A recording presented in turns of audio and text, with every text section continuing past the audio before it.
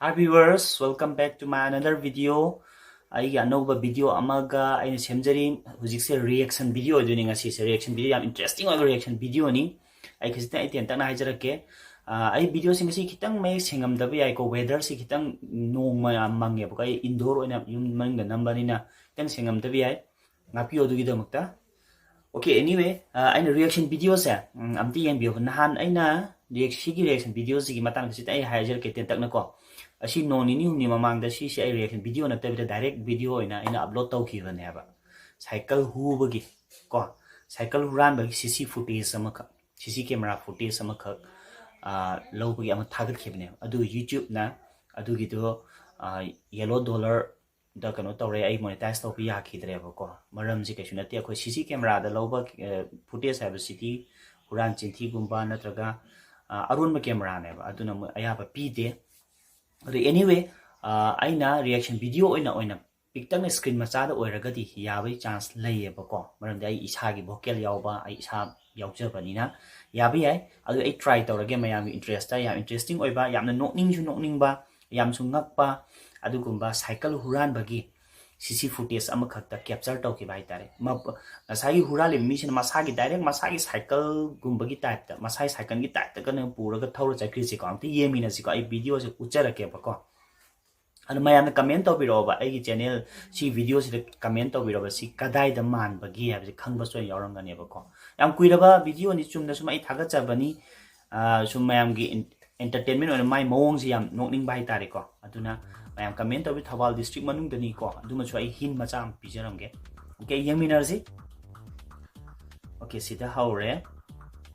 singari lambi amasu lambi su main road ne ba ko lambi da mi chathok chachin to ba khot ba aduga poche leinari yengbio last ni ko minute che ma se minute kaino khantagin minute mari manga khatagi camera footage ni da ahanjing sida ngayon bi amasu phamme ngayon bi si sigi ngayon ba lak khot pa tawri ahansing cycle lak tawra leiri then asom da si cycle ka thonei so main road ki asom wang bada yengbio ko main road ki oi thangba site na hai tare oi thangba haira ge ko som site ti ai gi oi thangba site na ngayon bi phame yet thangba site na koi yen cutting center gumba ama laiye aina sum uja bada ada cycle se magi manak ta thamiba cycle ama kha ubiram gani ko gari macha ma su leiri huji se gari macha ji horen intho khani ko yang ganna cycle ama leiri se ngaraga asine bu gi tuise yengbio ko kana sangak tuino habido angti yengbio ko sida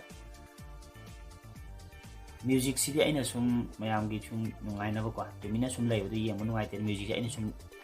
editor hapchan jabane music simati si angang sing chen chong na sanari ba matam ni kain khandi to si gari macha sidi sigi nupa ani jina moi gi ni na moi sum thor chakhrani sida gai macha si thor chakhrani ab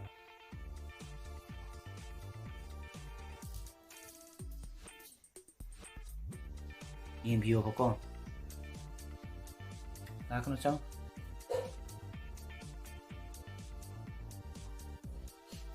ke huski gari macha si leiri ba gari macha si di moi na ke dawri ab kanda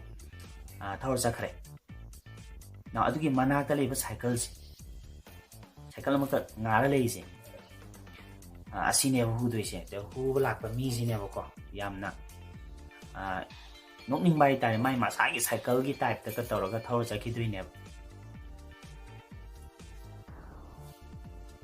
yengbio ko kitang di minute mari mangagi video ne ba ko mayam sum yengbio ko yen ta bio ko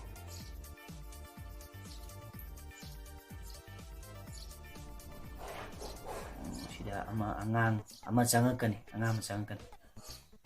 changak tori yengbio ko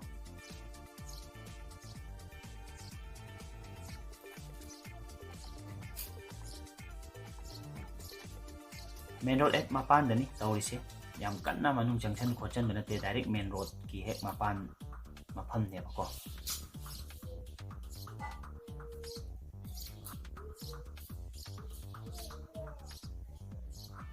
si kadai da no comment to biro ko kadai da thoi thau tok no aduga karam mafam mange habase khangbi yaur chingna yaur di sum comment box ta comment to biro ko sum yeminasi huran ba ise pha ba khotpagi wafam nate sida maram di kuiraba video ni ma se sum aina mayam mai mawong se kitang nokningbagi ko yamna mapu saraga yamna manda sana haitare ko kainta masada chingna ba ki ba leitana tau hi bai dare thabak se adu gini changi changani nga tang ngai si ko sida ama changai ji uraba half pen selaga black half pen da ama changai ji nupa ama cha ama changai ji black shirt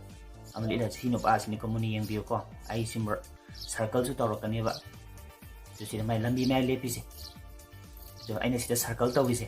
red na circle tawi si nupa jina ni ko taw do si yang biyo ko mai amuna yang biyo ko changchen gare ma to cycle lai ba mafam do changchen gare ma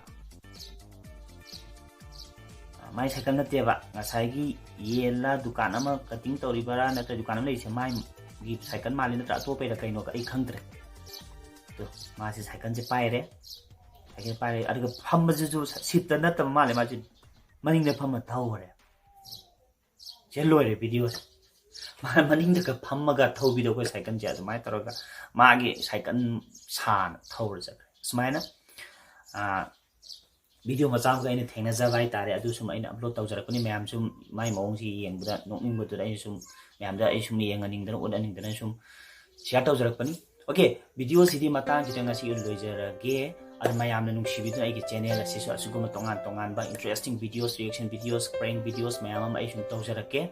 wari da sum rak sum li jara ke mayam lockdown manung sida mayam sum yumda pham na khatan enjoy tawbiu adu ai channel si su like share comment su pibiramu subscribe taw da sina subscribe to tawsan view adu ga subscribe taw sina bell notification su sum shu da hinjin view mathang gi video sin si kham ngam na ba ha wa kham ji tham dara ngasi gi swai de kaina si okay thank you all bye.